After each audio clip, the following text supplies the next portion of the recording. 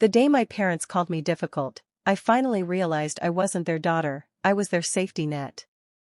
Stick with me while I share my story, and if it touches you, don't forget to support our channel by hitting that subscribe button, dropping a like, and sharing it with the people you care about. I'm Lyra, 27, and for as long as I can remember, I've been the one holding together a family that never stopped unraveling. While other kids depended on their parents, mine, Dax and Mira, leaned on me. Every crisis, every bill, every emotional spiral somehow became my responsibility. They treated my time, energy, and stability like an endless resource, something they could tap into without hesitation. Living with them felt like walking through storms I didn't create but was expected to calm. I tried to be steady, quiet, strong, hoping that maybe, eventually, they'd see me as more than the tool they used to stay afloat. I kept believing that if I just helped one more time, sacrificed a little more, they'd finally look at me with real warmth instead of expectation. But even then, deep down, I knew I was pouring myself into a well that never filled. I grew up in a quiet Ohio town, but my childhood never matched the calm around me. While other kids chased fireflies and scraped knees on playgrounds, I was memorizing due dates on utility notices and figuring out which envelopes mattered most. Dax and Mira drifted through days without structure, missing teacher meetings and forgetting anything that required follow-through. When something slipped, because it always did, they'd look to me, not each other, to steady the situation. I remember standing alone at school concerts, holding programs meant for parents who never showed. Teachers would ask if everything was all right at home, and I'd nod, even though I was already doing the sorting, organizing, and reminding that adults were supposed to handle. Meanwhile, Jem floated through childhood untouched by responsibility. They doted on him, praised him for simply existing, while I was expected to patch every crack they created. I learned quickly that the only time affection reached me was when I fixed something for them. If I solved a problem, they were warm for a moment. If I didn't, they pulled away. It didn't take long for me to understand that in our house, care wasn't freely given, it had to be earned.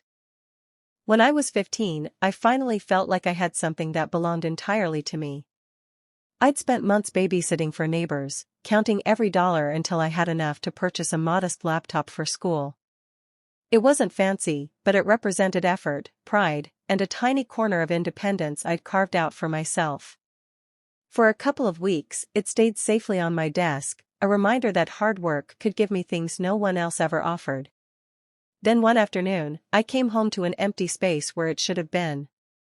At first, I thought I'd misplaced it, but the moment I saw the look Mira and Dax shared, my stomach dropped. They didn't even try to hide it. They'd taken it without asking, marched it to a pawn shop, and handed it over to cover a loan they'd let spiral out of control. They told me it was temporary, just until they got back on their feet. They threw out a promise they didn't intend to keep, saying they'd replace it next month, as if that erased what they'd done. I wanted to believe them, but weeks passed, then months, and the topic became something they avoided entirely. Whenever I brought it up, they acted annoyed, as though I was being unreasonable for wanting back what I had worked for. That moment settled deep inside me, sharper than anything that had happened before. It wasn't just the loss of a laptop, it was the clarity that what mattered to me would always rank below their impulses. It was the first time I truly understood that my needs were negotiable in their eyes, something they could override whenever it suited them. And it became the beginning of a long list of moments that taught me exactly where I stood in our home. After finishing college, I stepped into adulthood carrying the same weight I'd been handed as a kid. I juggled 2 positions just to cover my own expenses, but even with long shifts and barely any sleep, I kept getting pulled back into the same pattern. Calls from Dax and Mira came at all hours, always urgent, always tied to some bill they hadn't prepared for. They didn't ask if I could help, only how fast I could send something. I found myself wiring money for their housing more than once, tightening my own budget just so they wouldn't face consequences they'd created. When Jem ran into trouble and needed an attorney, they turned to me without hesitation, insisting I was the only dependable one.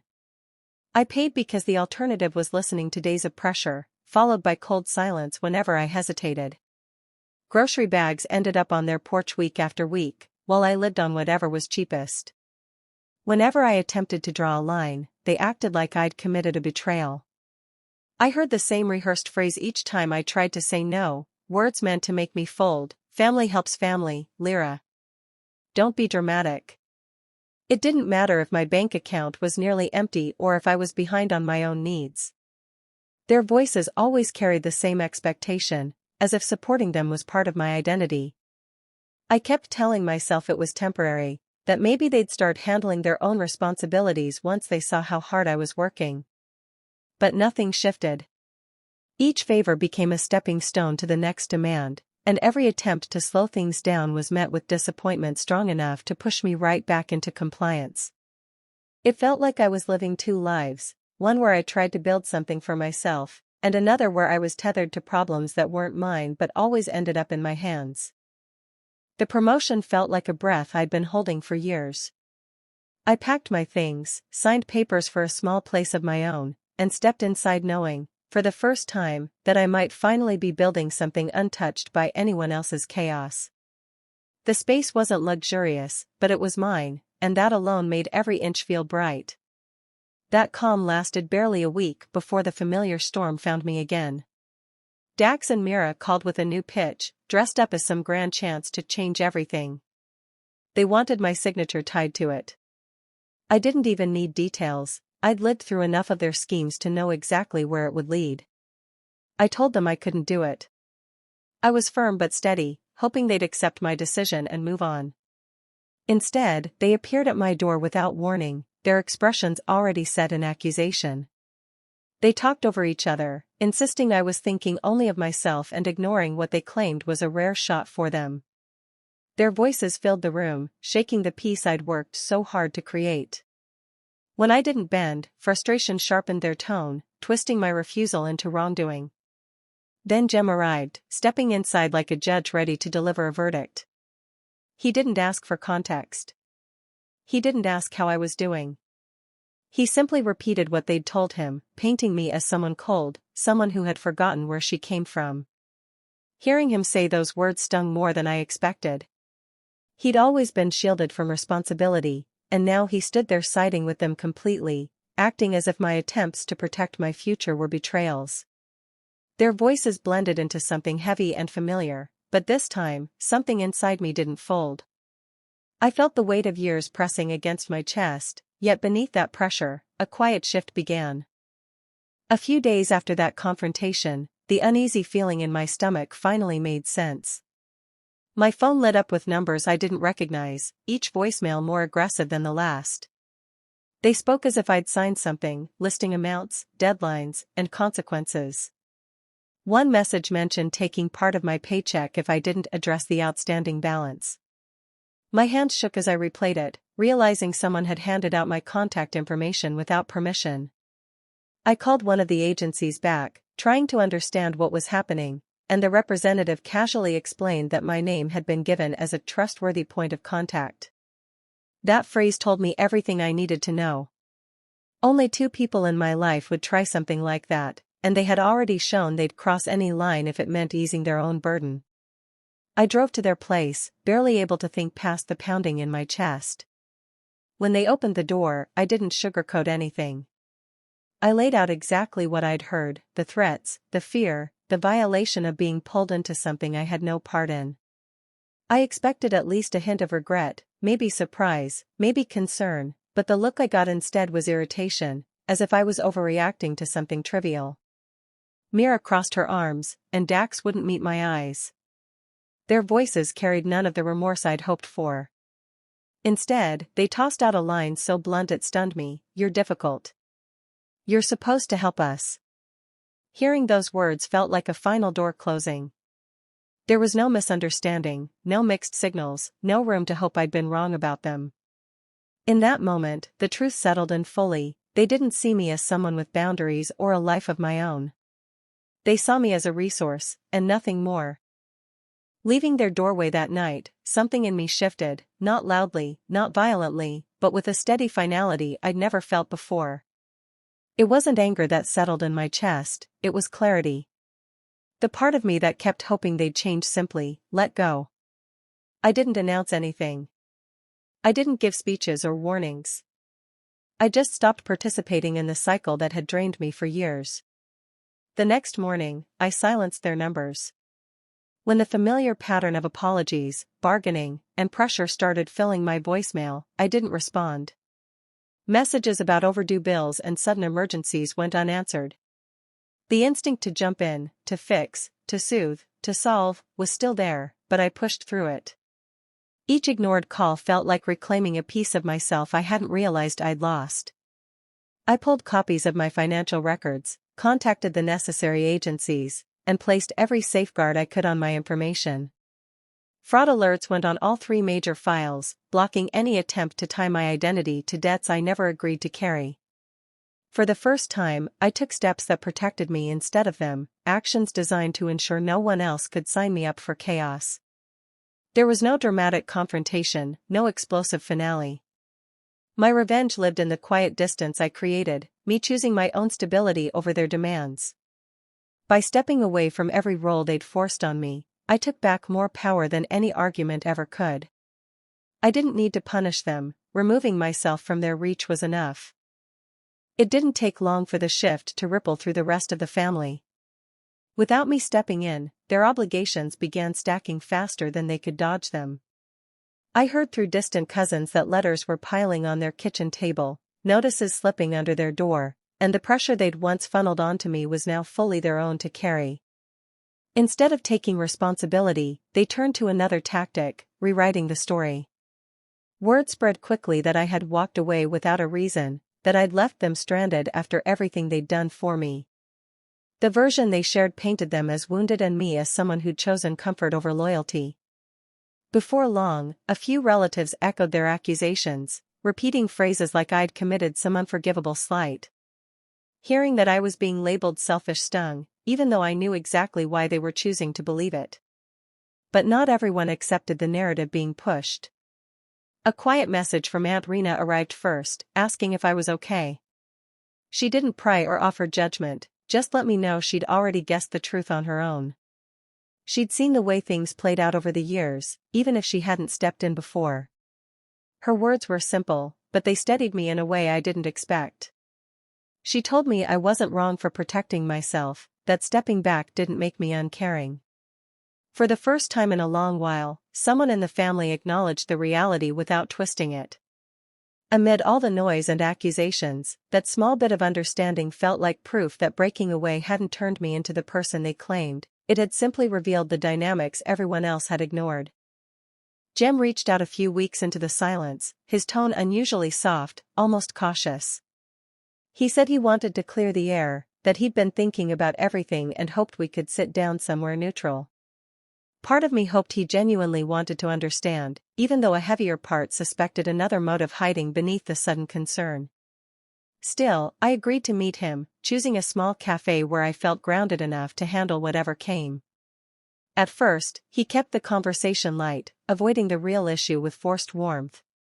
Then, little by little, he shifted toward the topic he'd clearly come for. He started mentioning how overwhelmed our parents were, how things were getting worse, and how I was the only one who could stabilize the situation. The carefully crafted sympathy in his voice didn't match the intent behind his words. When I stayed quiet, he finally dropped the pretense and admitted they'd asked him to talk to me because they thought I'd listen to him more readily than to them. It became painfully obvious he wasn't there to reconnect, he was delivering a message. He leaned across the table, repeating the same pressure I'd already heard so many times, insisting I help them just one more time. His expression tightened when I didn't give him the reaction he expected.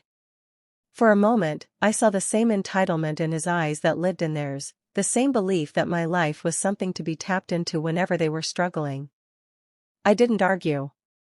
I simply stood, gathering my things while he kept talking, still trying to convince me. But I'd heard enough. Walking away from that table felt heavier than leaving our parents' house, because it confirmed what I had avoided admitting for years. Even Jem, the one I had hoped might see me differently, viewed me through the same lens. Not as a sibling, not as someone whose boundaries mattered, but as an asset they'd lost access to. As I stepped outside, the reality settled in fully. I had never been family to them in the way I wanted. I had been a solution, and now that I refused to play that part, they didn't know what to do with me. Freed from the constant demands that had defined my days, I finally began reshaping my life on my own terms. The weight that had clung to me for years, unpaid bills, constant worry, the relentless feeling of responsibility, slowly lifted as I chipped away at my own debts. Credit cards that once felt like chains were paid off, one by one, and for the first time, I could see real savings growing, not just numbers floating in an account that others could access at will. I sought help to untangle the mental knots I'd carried for so long. Therapy became a sanctuary, a place where I could name the manipulations, the guilt, the subtle ways I'd been trained to erase myself. Speaking aloud the years of tension, the hidden anger, the exhaustion, it all started to lose its power over me. I began to recognize my worth outside of what I could provide, and that awareness gave me a clarity I had never felt. Slowly, I built connections with people who treated me like a person, not a problem solver. Friends who checked in because they cared, who offered support without expectation, began filling spaces that had long been empty.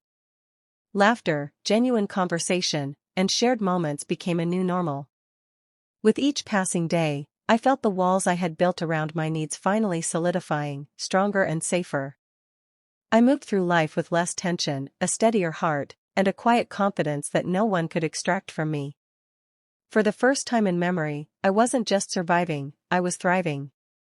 Months passed, and the consequences of their own choices finally caught up with Dax and Mira.